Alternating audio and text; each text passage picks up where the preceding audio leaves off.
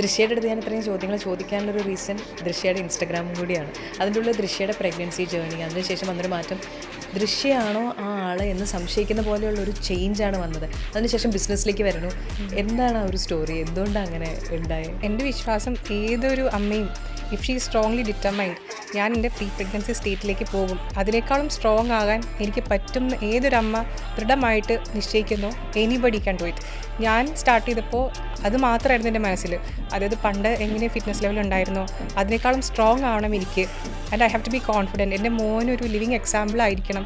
Health prioritise ചെയ്യേണ്ട ഒരാളാണ്. അതിൻ്റെ ഇമ്പോർട്ടൻസ് എന്താണെന്ന് എൻ്റെ കുഞ്ഞിന് ഞാനാണ് കാണിച്ചു കൊടുക്കേണ്ടതെന്ന് എനിക്കൊരു ഫീലിംഗ് ഉണ്ടായിരുന്നു.